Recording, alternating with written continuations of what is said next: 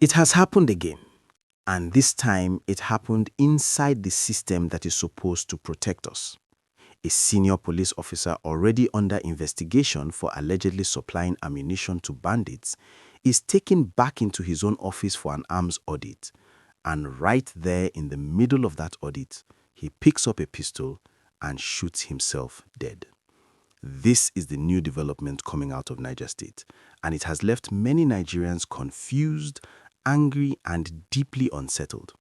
Now, let us break this down carefully, step by step, because this story is not just about one officer, one audit, or one tragic death.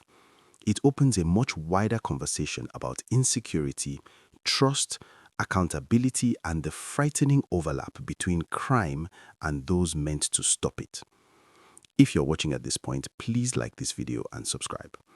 According to the Niger State Police Command, the officer at the center of this story is DSP Abdullahi Issa, attached to Mopol 12 under the B Division Police Command in Minna. He was arrested on December 15 after intelligence suggested he may have been involved in illegal ammunition dealings. Specifically, allegations that ammunition from police stockpiles was finding its way into the hands of bandits. Following that arrest, an internal audit team was dispatched from Abuja to Minna to conduct a routine annual inspection of arms and ammunition. But this was no longer a routine audit. This one was triggered by a tip-off, a serious red flag. During the audit, the team reportedly discovered discrepancies involving 13 AK-47 rifles and more than 2,000 rounds of ammunition. These numbers immediately raise alarms, especially in a state that has suffered repeated bandit attacks. Then came the shocking moment. While the audit was ongoing, DSP Issa was reportedly taken to his office. According to the police, he picked up a pistol from inside the office and shot himself in the head, dying on the spot. The police spokesperson Wasiu Abiodun confirmed this timeline and added another critical detail. The officers assigned to conduct the audit and investigation have now been arrested for negligence in the line of duty. Let me repeat that. The audit officers themselves are now in detention. Now, from this point, we need to understand why this story has generated so much controversy. First, there is the procedural question. How does a suspect in a serious arms trafficking investigation gain access to a firearm while under police custody? This is not a small oversight. This is a fundamental breach of standard operating procedures. In most detention processes, suspects are searched thoroughly. Weapons, sharp objects, even belts are removed. In many cases, detainees are stripped down to basic clothing before being placed in a cell. So, Nigerians are asking a very simple but powerful question. How did a pistol remain accessible to him? Another perspective to this issue is the decision to take him back to his office. Why was a suspect in an ongoing investigation returned to a location where weapons are stored? Was there a risk assessment done? Were safeguards in place? Or was this handled casually, as if the allegations were not serious? The police say the audit officers were negligent, and that is why they are now under arrest. But negligence alone does not fully explain the scale of this failure. There is also the issue of the arms themselves. The police are careful to say that the 13 AK-47 rifles are not confirmed missing and that the audit is still ongoing. This language matters. It suggests uncertainty, but it also raises suspicion. If these rifles are not missing, where are they? And if they are missing, how long have they been missing? Remember, this is not happening in isolation. Shiroro local government area, which is directly linked to this case, has been one of the epicenters of bandit violence in Niger State. Entire communities have been displaced. Families have fled their homes. Children have dropped out of school. Farmers have abandoned their land. Now, police sources say another officer, Inspector John Moses, attached to the Niger State Government House, has been arrested in connection with the same case. He allegedly confessed that DSP Issa supplied him with arms and ammunition, which were then sold to bandits and hoodlums in Arena community through his brother.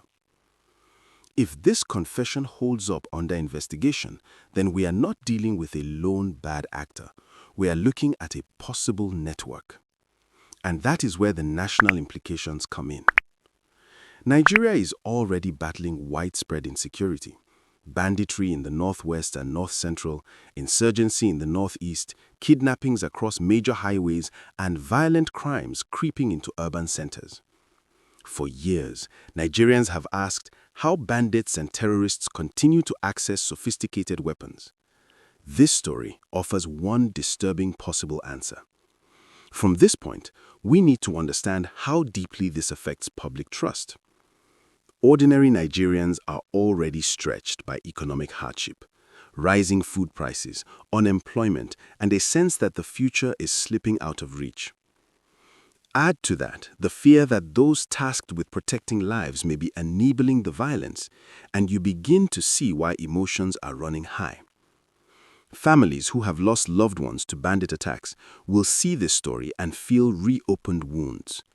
Communities in Shiroro and similar areas will ask whether the bullets that killed their neighbors came from official armories. Young people, already frustrated and disillusioned, will see another reason to doubt the system.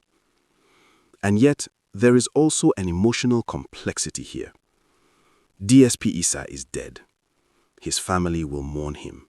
His children, if he has any, will grow up with unanswered questions. Was he guilty? Was he under unbearable pressure? Did he see no way out? Supporters may argue that suicide suggests guilt or fear of exposure. Critics may argue that the circumstances are too convenient, too clean, too unexplained. Let us also look at the government's possible perspective.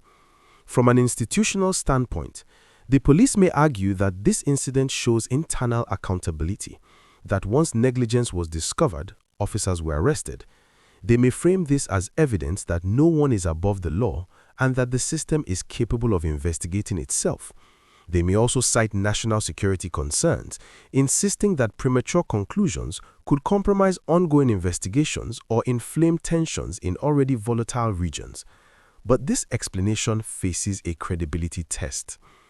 Now, let us bring in the reactions from Nigerians on social media, because these voices reflect the mood of the country. One reaction reads, "They're all accomplices. They didn't check him to detect any weapon on his body." This is one thing I know about this whole fight about insurgency. Our security officers and government are part of the wider syndicates.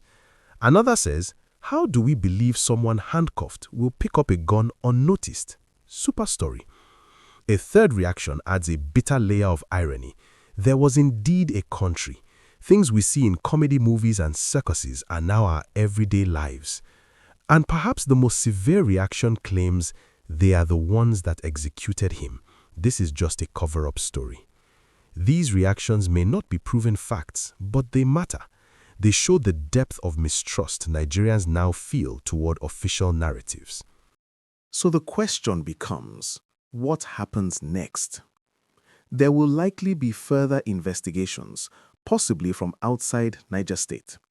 There may be internal disciplinary panels, criminal prosecutions, or even judicial inquiries if public pressure mounts. Civil society groups may demand independent oversight. International observers may quietly take note. Politically, this story could fuel debates about police reform, arms control, and the broader security architecture of the country. Economically, continued insecurity discourages investment and deepens poverty. Socially, it widens the gap between citizens and institutions.